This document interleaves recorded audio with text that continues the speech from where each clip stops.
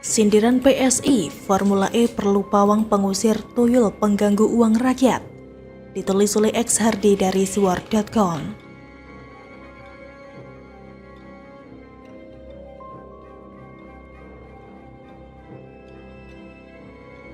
Dirut Jakpro perlu diundang.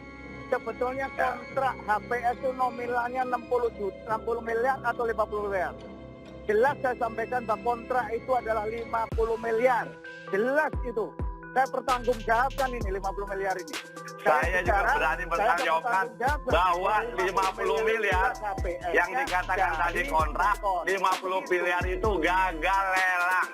Gagal lelang. Saya katakan, pada saat gagal lelang, diadakan lelang ulang. Oke, Nah, Pak Gembong, Pak Gembong, lelang pertama dinilai gagal. Saat melakukan lelang kedua dan disetujui 60 miliar rupiah dan ada penambahan 10M, ini lelang kedua tidak dipublikasikan?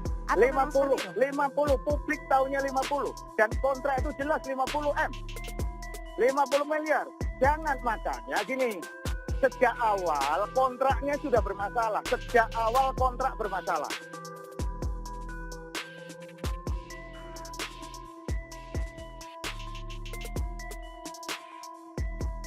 Partai PSI kembali menyindir telak Anies terkait Formula E. PSI bicara terkait persamaan antara perhelatan MotoGP di sirkuit Mandalika dan Formula E. Juru bicara DPP PSI Sigit Widodo menyebut kedua event internasional tersebut sama-sama memerlukan pawang. Keduanya sama-sama perlu pawang, kalau MotoGP pawang hujan. Formula E perlu pawang anggaran, kata Sigit.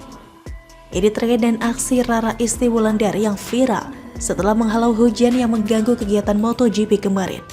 Warga Jakarta perlu pawang anggaran untuk mengusir tuyul-tuyul yang mengganggu uang rakyat, katanya. Menurutnya sejak awal perencanaan Formula E, tuyul-tuyul sudah mengganggu uang rakyat. Tuyul-tuyul sudah mengganggu uang rakyat yang seharusnya bisa digunakan untuk kegiatan yang lebih berguna untuk warga Jakarta di masa pandemi COVID-19.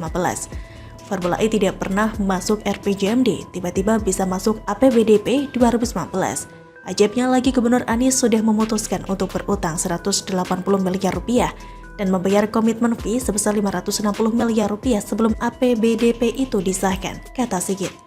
Ketika DPRD DKI Jakarta menolak membiayai lagi Formula E, Pemprov DKI yang tadinya meminta 2,3 triliun rupiah untuk komitmen fee 5 tahun, tiba-tiba menurunkan menjadi 560 miliar rupiah sama dengan jumlah yang diakui sudah ditransfer untuk komitmen fee. Katanya lagi, saat sirkuit Formula E akan dibangun, ia menyebut keanehan kembali muncul. Tiba-tiba Jakpro mengaku sudah melaksanakan tender untuk pembangunan sirkuit. Seketika muncul nama PT Jaya Konstruksi Manggala Pratama sebagai pemenang tender, padahal di web e-procurement Jakpro hanya disebutkan terjadinya gagal tender. Keanehan terakhir yaitu saat pembangunan sirkuit. Biaya yang sebelumnya hanya 50 miliar rupiah tiba-tiba dinaikkan menjadi 60 miliar rupiah. Padahal kontraktor sudah menghemat biaya dengan mengganti bahan lapisan bawah lintasan dari besi menjadi bambu. Barara datang, hujan menyingkir. Warga Jakarta butuh pawang anggaran yang begitu datang, tuyul-tuyul anggaran langsung menyingkir, katanya lagi. Sepertinya pawangnya tidak akan kuat mengusir tuyul-tuyul anggaran. Berkali-kali banyak fakta tentang kelebihan bayar, tapi hingga kini tidak ada tindak lanjut terkait itu. Anies santai saja. Lagi pula TGUPP kerjanya entah apa, sehingga bisa kecolongan seperti itu. Berarti bisa jadi banyak tuyul-tuyul hebat yang tidak bisa tertangkap hingga saat ini. Hingga saat ini, hanya ada satu pawang yang terbukti bisa membinasakan para tuyul anggaran dan begal anggaran, serta mereka yang sering menyusupkan anggaran siluman, a man called Ahok. Hanya dia yang berani ribut soal anggaran siluman. Hanya dia yang berani bilang pemahaman nenek lo. Hanya dia yang membuat tikus berdasi ketar-ketir dan tidak tenang hidupnya. Sayangnya pawang seperti itu dibenci setengah mati dan tidak diinginkan. Menjaga anggaran dari uang rakyat tapi tidak dihargai, malah dihujat dan dibilang kasar dan tidak beradab.